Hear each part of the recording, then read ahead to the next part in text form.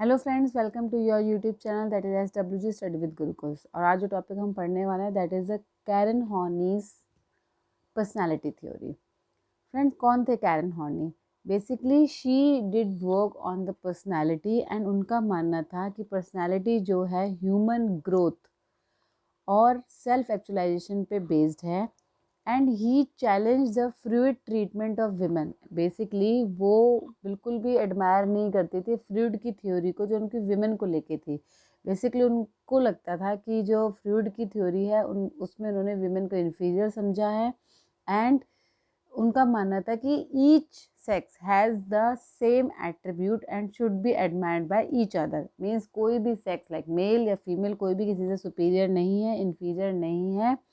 And उनका मानना था basically women are more affected by social and cultural factors than the biological factors। मतलब उनका मानना था कि जो सोसाइटल और कल्चरल जो प्रेशर होता है वो विमेन पे ज़्यादा होता है, मैन पे इतना नहीं होता है। तो उनका मानना था कि साइकोलॉजिकल डिसऑर्डर्स, कैरन हॉर्नी का मानना था कि जो साइकोलॉजिकल डिसऑर्डर्स होते हैं they are basically caused by the disturbance of the interpersonal relation during the childhood. Basically उनका कहना था कि जो पेरेंट्स का बिहेवियर होता है toward the child, it plays a very important role. अगर वो अच्छा होता है तो बच्चे की पर्सनैलिटी जो है एडल्ट होके बहुत हार्मोनियस होती है और बहुत हेल्दी होती है। But at the same time अगर चाइल्ड की अपब्रिंगिंग में कुछ इंडिफरेंस है, डिस्करेजिंग है, इरेटिक है, चाइल्ड को इनसिक्योर फील होता है, then the child feels basic anxiety. Basic anxiety को उनको नाम दिया, and which later on results into deep resentment toward the parents and basic hostility due to this anxiety। उनका मानना था यही बेसिक एंजाइटी जो है उनको अडल्ट में जाके डिफरेंट डिफरेंट टाइप्स की साइकोलॉजिकल प्रॉब्लम्स करती है। एंड इसी एंजाइटी की वजह से उनको अपने पेरेंट्स के टुवर्ड एक डीप रिजेंटमेंट होता है। तो बेसिकली कैरन हॉर्नी की जो थ्योरी है वो सारी बेसिक एंजाइटी के ऊपर रिवॉल्व करती है। एंड इसी बेसिक एंजाइटी की वजह से उन्होंने बोला कि न्यूरोटिक नीड्स उन्होंने डिस्कस करी जो हमें पढ़ेंगे। तो बेसिक कैरन हॉर्नी जो हैं, she was a neo-Freudian psychologist known for her theory of neurotic needs. उन्होंने 10 न्यूरोटिक नीड्स दी हैं जो हम लास्ट में पढ़ेंगे।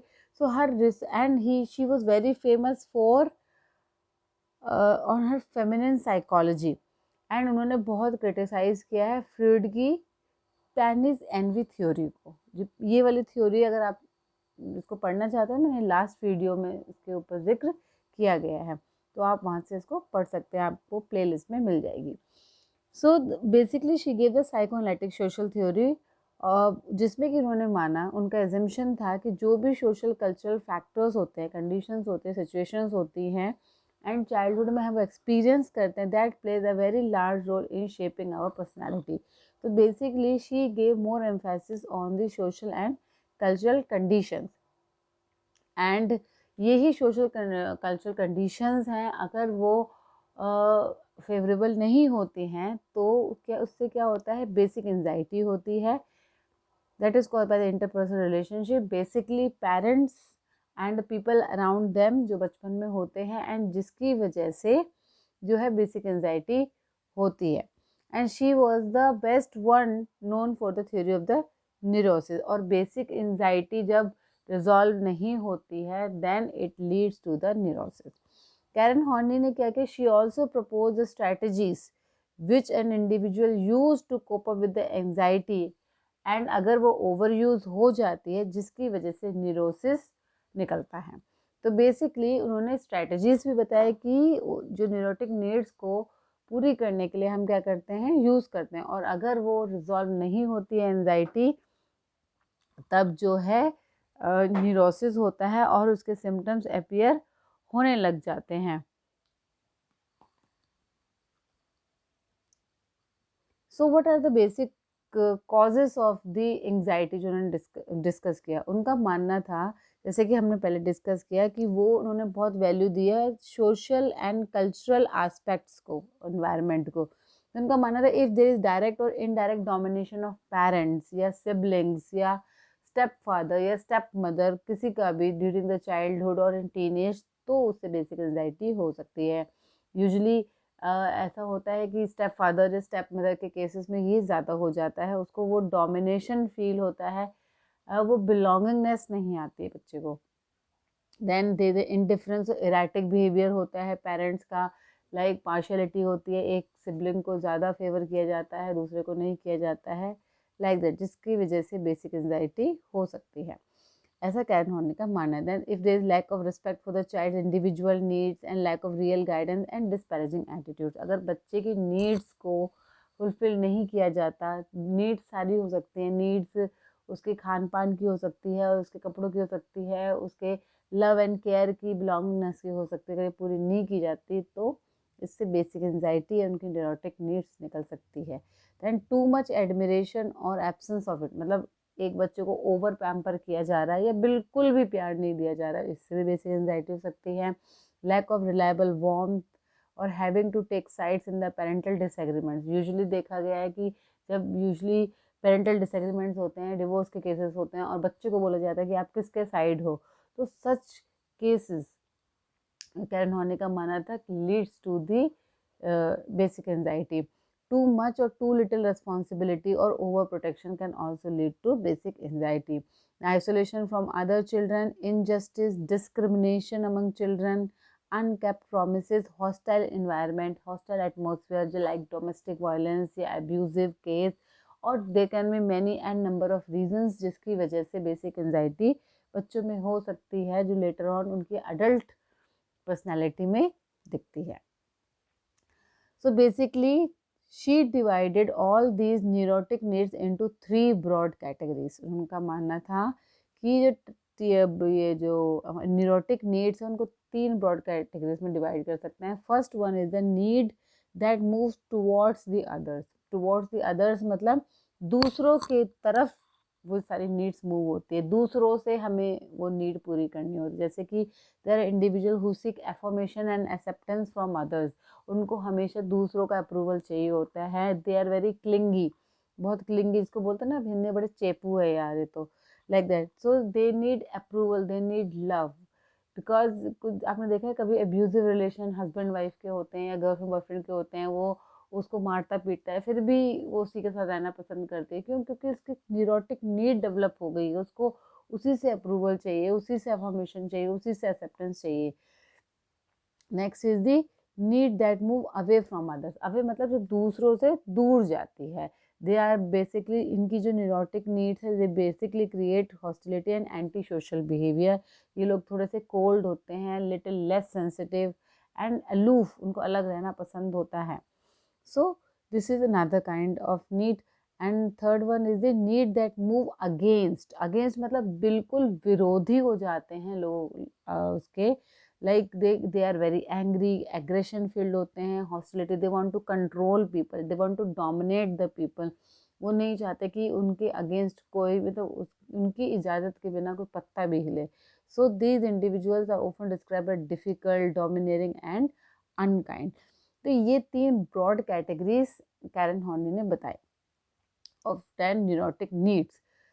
सो वो न्यूरोटिक पीपल जो होते हैं, दे टेंड टू यूटिलाइज 2 और more of these ways of कॉपिंग, creating the conflict, turmoil and confusion. तो बेसिकली हम आप जो भी हैं, हम जो है अपनी न्यूरोटिक नीड्स को पूरी करने के लिए इनमें से कोई ना कोई स्टेप यूज़ करते हैं, like we either can move toward the others और टू अगेंस्ट द अदर्स, और ऑल 3 किसी से में यूज़ कर सकते हैं। तो बेसिकली बट क्या होता है कि जो न्यूरोटिक हो जाते हैं लोग, बेसिकली कहते हैं ना, किसी भी चीज़ का अत्यधिक यूज़ होना, ओवर यूज़ होना, तब जाके न्यूरोसिस होता है।